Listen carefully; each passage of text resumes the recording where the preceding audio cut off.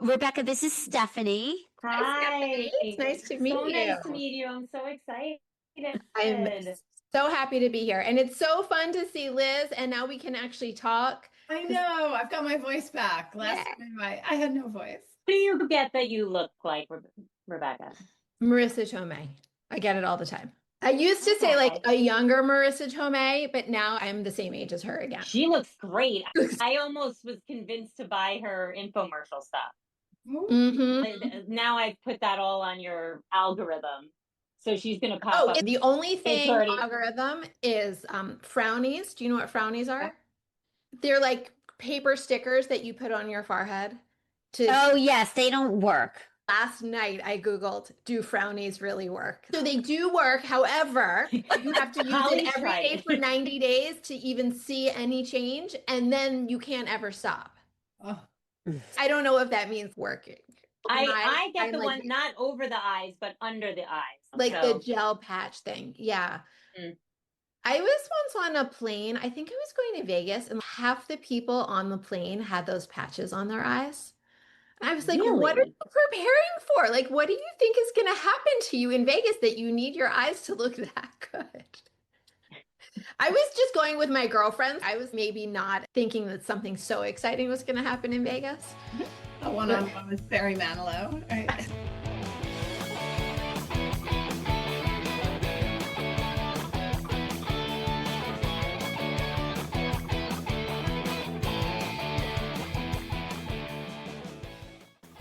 I'm Holly Rizzuto-Palker, the producer of the Momcoms.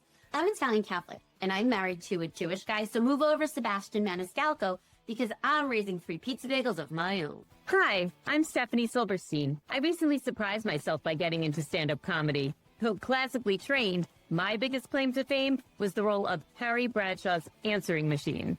Hi, I'm Liz Alterman. When I'm not responding to what's for dinner, I enjoy reading, baking, and failed attempts at gardening.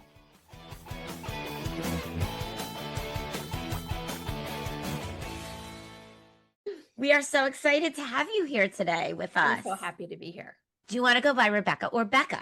I will answer to any, but for my comedy and story Instagram, I do use Becca Rothman. So we'll go with that just for today. But if I see you offline, you can call me whatever you want. Okay, that's confusing, and I won't remember because I have menopause brain, but I will call you Becca. Our next guest is a mom, comedian, and storyteller whose recent solo show, Gifted, premiered at Aris Bar's Neurotica Festival in New York in 2025. What is Neurotica? It's the Reese Bars Festival. That's what it is.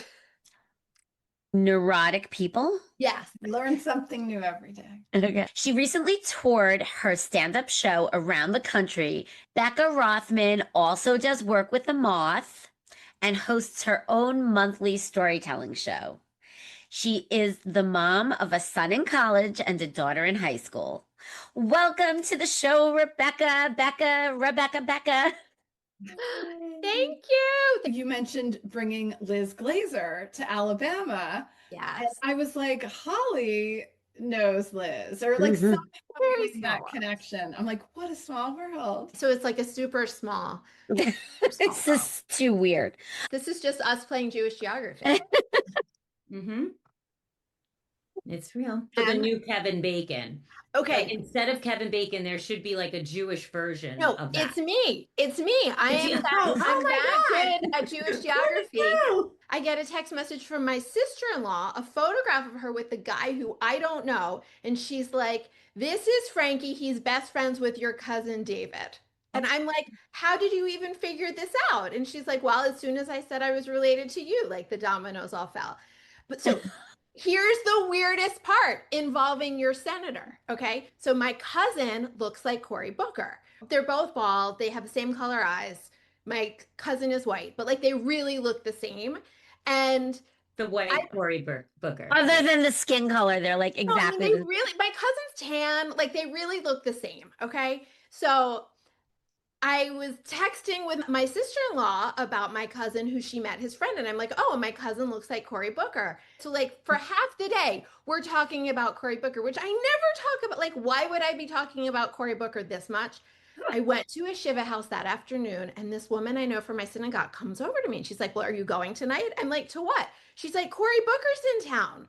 Oh my Like, God. I manifested him. Like, it made no sense. It was so It's weird. you. That, like, It's I all you. manifested him. You are the manifester of all things Cory Booker and all things Jewish geography. Okay. You've brought us a piece of your Yeah. stand-up comedy show. Did I hold a hairbrush? Right. Sure. Oh my God, that's perfect. The very first time I ever did comedy, I was on a Zoom because it was April of 2020 and I was holding a spatula.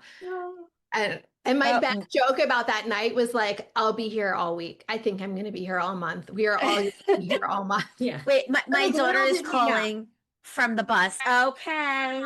Thank you. I'm on a Zoom. 3 minutes before 4:15, but the bus got there early. Where are you? I sent the babysitter to pick her up because we're doing a Zoom, and that was the phone call, was to berate me for not being there 3 minutes early for the bus. She runs a tight ship. Okay. I feel like on the mom podcast, it's like, it's par for the course. I mean, it's totally cool for like the call to come in. Yeah. In about 10 minutes when she's back from the bus, there's going to be a lot of noise. I have 47 minutes before I have to go get the bus. 47. Like, 47. Okay. So I will not interrupt you again. Let's take it away. Take it away, Becca. I'm not going to use the spatula. So I'm Becca. I'm Becca Rothman. I'm a moderately anxious Jewish mother. I live in Birmingham, Alabama, which nobody ever expects when they look at me. I am not Southern. Obviously not from here. No, I'm here because I'm sitting here in Birmingham today. But my teenage daughter is. She is born here. She's Southern. She's also very chill. I am not chill. The other night, I go into her bedroom / shrine to Taylor Swift. And before I can say a word, she says, Mom, even when you're not talking, your energy is too loud. Okay. She's not wrong. No, she's not. She's definitely not wrong, So, Becca. I have loud energy, but I like loud energy. I am married to a New Yorker on purpose, and I'm from Baltimore. So, speaking of Baltimore, are you guys aware, because you're about my age, that the Indianapolis Colts used to be in Baltimore? So I was 8 when the Colts left Baltimore, and the new team, the Ravens, who have now been there for like 30 years, the Ravens arrived when I was in college. So I missed those important formative years known as learning to watch football. This will matter in a second. So people always ask me, how did we end up in the Deep South? Well, young people love adventure. When my friend Elizabeth was 24, she joined the Peace Corps and moved to Turkmenistan. When I was 24, I married a history professor and I moved to Tuscaloosa, Alabama. No, I had not heard of it either. Actually, anyone who watches college football has heard of Tuscaloosa. So this was my big adventure. I thought we were going to be in pigskin Mecca for a very short time. I was never going to need to understand who is the starting quarterback, what is a tight end, where will I send my children to Hebrew school? Why do I still live here after 25 years? It's actually 26 years this summer. So I know that is like a biblical amount of time. And I do now live by that famous Bible verse, thou shalt not schedule a bar mitzvah on game day. I mean, of course not. So when we first moved to Alabama, everybody always told me, all you need to know is Roll Tide. Do you guys know what this is? So I soon found out it is a sporty cheer. It is also Alabama's Aloha. I'm going to demonstrate for you how it works. So I could just say, Roll Tide. That means hi. Or if I'm leaving a room, I would literally say, Roll Tide, y'all. It's like the basics, right? But then I could also say, Roll Tide, which would mean I like your outfit. And I have legitimately used it like that. I have seen Roll Tide. That meant I'm sorry for your loss. I have been at a funeral where the entire room said it together in support for the family. You could obviously also use it after the Georgia game. That is a little touchier here. I don't always recommend it because you never know how people are going to respond. But after all of these years here, I have finally learned the most appropriate time to say Roll Tide, which is obviously after sex. Thank you. That is also my husband's favorite joke because it is not a joke. Um, Roll Tide. Thank you guys so much. That was a live performance of my material. Yay! I want to hear you do roll tide during sex. Go. Roll Tide. I mean, literally, it's now par for the course. It has become, it's like a meta joke now. It's your When Harry Met Sally. When my husband and I text, we often are in different places, so we will text throughout the day. And when we do, we always end every text with Roll Tide. Or whenever anything good happens, the response is Roll Tide. So it has multiple levels of meaning in my own household. It's fascinating. Fascinating. I love language. Oh, here they are. Do we all hear it? Let's all pause and listen to my daughter coming in from school. Dogs. I'm on a Zoom. I'm recording a podcast. Please be quiet. Okay. Did you ever think you'd be raising kids far from home? I'm married to a New Yorker, but I didn't grow up in New York myself, although a lot of my family is in New York. Oh, you were Baltimore, right? Right. I was always very adaptable. So, like, I went to college in Philadelphia. I immediately felt like Philadelphia was my home. I went to grad school in Virginia. I met my husband when we were in grad school in Virginia. We were moving progressively southward, and Virginia is definitely more southern than Baltimore or Philly. And then I find myself in Tuscaloosa. I was 24 years old. I'd been married for 6 weeks. I thought we were maybe going to be there for 3 to 5 years. It did not occur to me that this is where we were going to be for the bulk of our adult lives. I've now lived in Alabama for longer than I've not lived in Alabama. When I moved to Tuscaloosa, first of all, there are not that many Jews. Now there are more. And actually now, I'm sure you know this, that Jewish kids from all over the country go to UA. But when I first moved to town, everybody was like, oh, I know a Jewish person, you need to meet them. I connected very quickly with any Jewish person in town. And then very soon, I became the person who, whenever a new Jewish person would move to town, I would meet them. So we started having Shabbat dinners every single week, whether the guests were Jewish or not Jewish. We would sometimes say our friends were Jewish adjacent. And we got a lot of wonderful friends out of this experience. I have 2 friends who are at Presbyterian congregations. One is at a Methodist one. And she asked me if I would come speak to one of her Sunday school classes. And I said, yeah, they can ask me whatever questions they want. I sat there talking for 3 hours.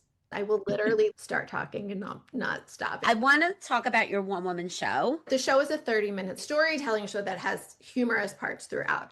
And when you find out as an adult that you have a new bio dad that you have never known in your younger years, like there's a lot. I have new half sisters, dealing with like new information with my whole family, like new relationships. I felt very fortunate that it worked out very well for me and my new relatives and for my family of origin.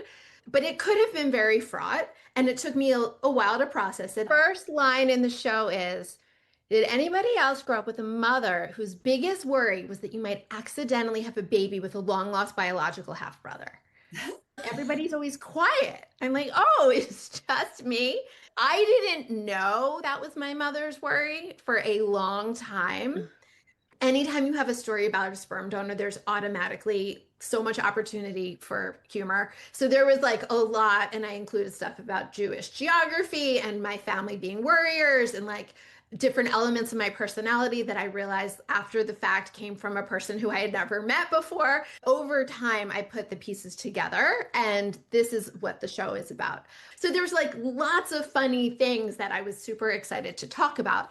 The clues that pointed to this mystery, one of the clues was that my mom was insistent that I do genetic testing before I get pregnant.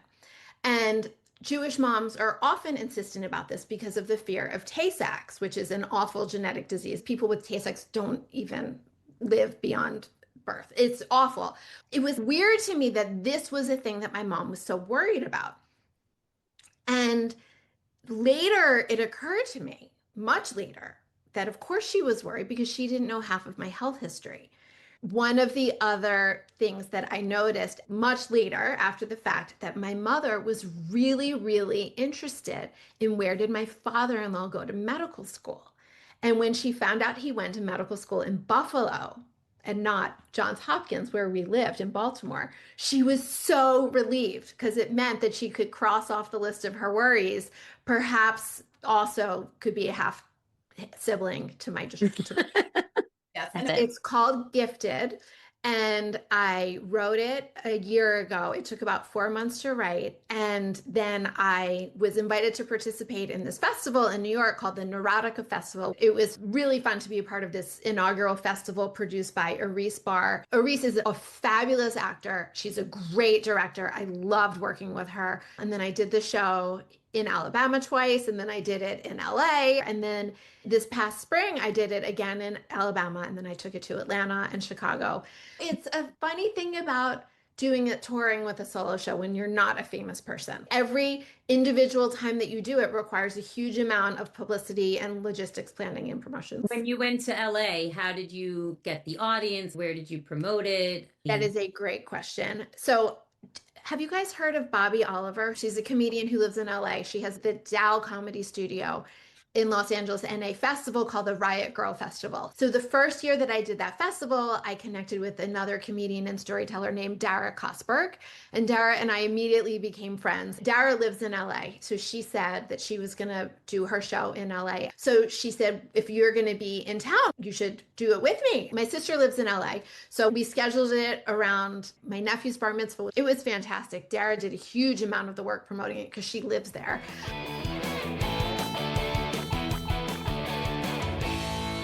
Can I ask Becca a mom question real quick? Your kids, how proud are they of you that you put this one woman show together and you're pursuing a dream? Tons of people have this dream, but they don't follow through. But you are out there coast to coast. What a great role model. I mean, I'm impressed. My own kids are like, this seems like a nice midlife hobby for you. Probably cheaper than a facelift. My daughter's like, you're still doing this? Wait, I thought that was a one-time thing. My kid is like, please don't do it at my school again. It was so good. My son, we spent the day with him and we had lunch and I got to meet a bunch of his friends. And over lunch with his friends, they said, like, why are you here today? And I was like, oh, well, I'm performing tonight. And all 5 of them went, what? And they looked at Ben. They were like, you never told us. And he was like, yeah, my mom is performing. And they were like, can we go?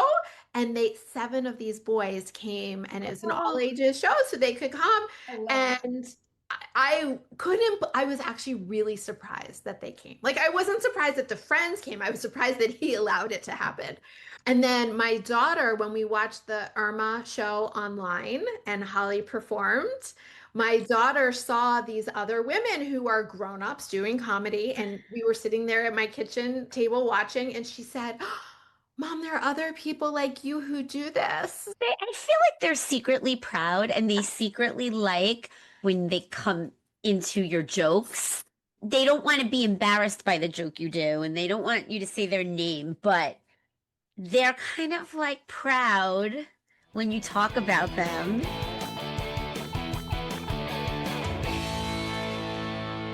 So I love how you created your own community sort of in Tuscaloosa.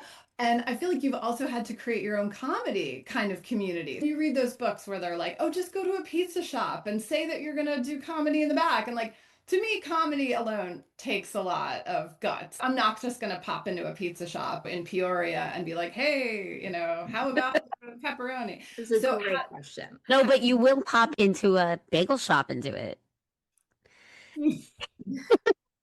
That's just a reference to the mom comms. We perform sometimes at a bagel shop. They love it. God forbid Liz does something at a pizza shop, but you'll do it at a bagel shop, right? If it's already booked, I'll show up. So Liz, I want to answer your question. When I started doing comedy, I entered it totally backwards. I had taken an improv class, which led to me being asked by my synagogue if I could open for a comedian during a synagogue comedy night. And I stupidly said yes. I had no idea. I had done a comedy class 5 years before, so I had a very, very old, it was not a type 5, but it was 5. It's the one that I did with the spatula during COVID. So I dusted it off and expanded it, and I performed in front of 100 people at my synagogue for 17 minutes. Wow. And nobody laughed the entire time. And the actual comedian who had been paid to come from Los Angeles for this event, he looked horrified. An opening act is supposed to get the room excited. And the one thing that I did was really show the difference between a non-comedian and a professional comedian. I look back and I cannot believe that I did that. It was horrifying. And I'm not even exaggerating. Maybe a year and a half later, I did a program at the JCC where I was talking to people about my journey through comedy. And I explained how bad it had been and how I've learned so much. And this older man came up to me and the event organizer afterwards, and he said to her, "She's not wrong. She was really bad." So that night, two things happened. My friend from writing group came up to me afterwards and he was like, "There's something there." He's like, "I don't know what, but you need to keep going," which I was really glad that that was the first piece of feedback that I heard, because then the rest of the feedback that I got that night, like my rabbi gave me a hug, and I had seen this particular hug when he's comforting a family at a funeral.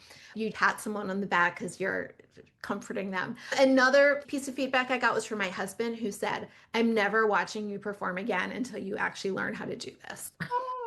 So, or he said, "Until you get good." And my takeaway from that night was, I guess I have to learn how to do it. I guess I have to get good. And the way that my brain works is, if I get an idea for something, I'm going to go full steam ahead until I learn how to do it. So that was on a Saturday. The following Wednesday, so 3 or 4 days later, I looked up that day, where are open mics? And I found out that there was an open mic at a brewery that was 5 minutes from my house. I walked in. I did not know anybody there. I did not have any material prepared. I stood up there and I told the story of how I had just embarrassed myself. And then I said it was because all the people were old and that's why they didn't laugh. And then I'm like, and now in the tradition of comedians everywhere, I have just blamed the audience for my own failure. And also, I would call it a bomb, except you can't say that in a synagogue. And so I got two jokes in there and people laughed. And then someone came up to me afterwards and said, "Are you a comic?" And I was like, "I guess I am now."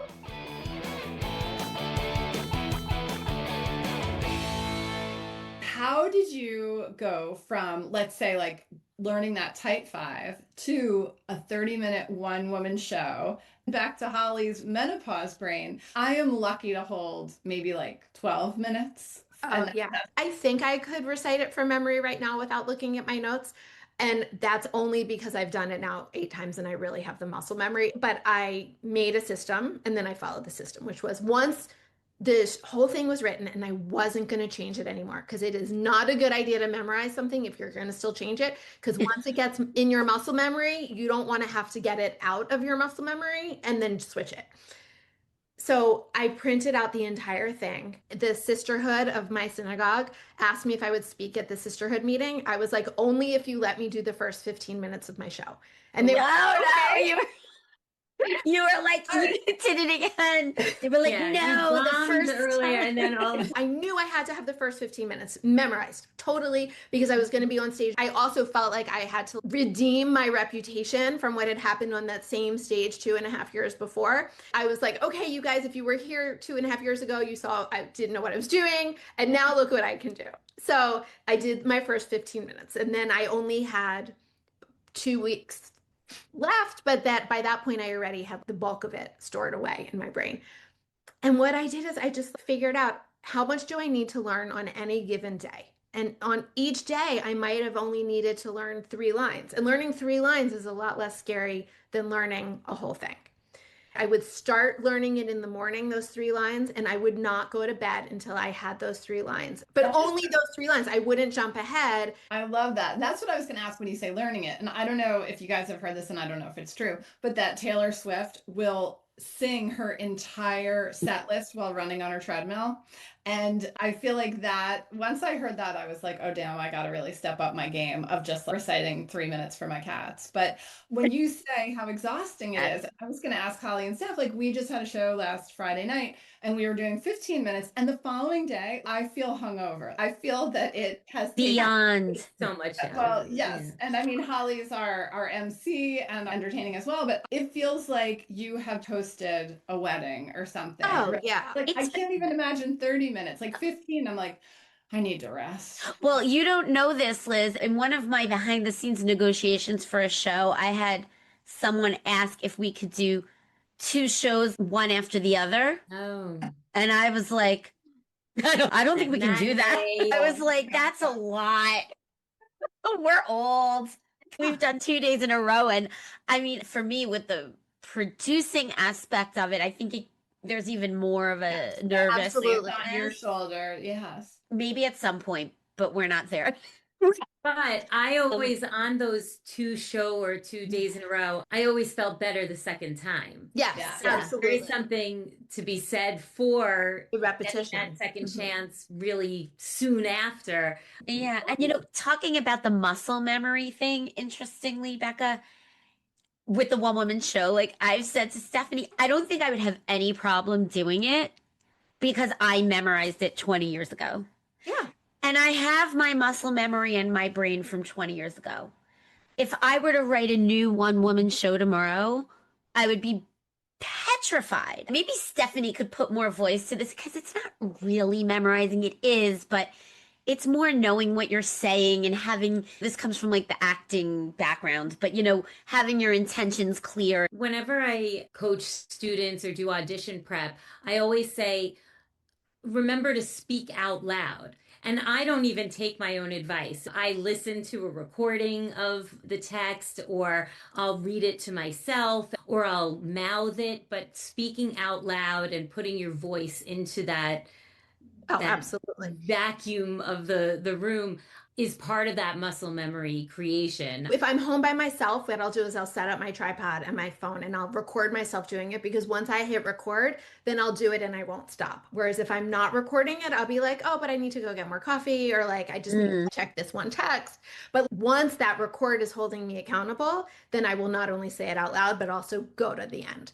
But the week before the show, I was in New York for the whole week. And sometimes when you're out and about in the city, you have time to rehearse, but you don't have privacy. If I was on the subway for 30 minutes, I got out a notebook and I would hand write the entire script of the show from memory. And that was just another way to reinforce that I knew every word. By the time I did it in Chicago, which was the 8th time, I was able to really think so much more about the performance elements of it. And I wasn't worried at all about the lines. Some people learn visually and breaking it down and what are you doing in each section, or color coding. In the city especially, you could just be talking to yourself. You could put in an earpiece and just pretend you're on the phone. No one's going to give you a strange look. I was in Chicago. I didn't have time to rehearse. And I was like, I cannot believe I'm doing a show tomorrow and I have not run it one time. So I had dinner with one of my college friends and she said, well, what is your show about? And I said, this is a crazy question, but do you want me to run it for you right now? And she's like, I would love that. So we sat there, we had tacos, we sat there in the restaurant, and I ran the entire show from start to finish. It took 27 minutes. The inflections of having a conversation one-on-one is an added dimension that you don't get when you're on a stage. And I wish that I had kind of kept a record of that so I could see how I could let that inform the performance. Mm-hmm. I love that. Interesting. Yeah, that audience of one person as opposed to, yeah.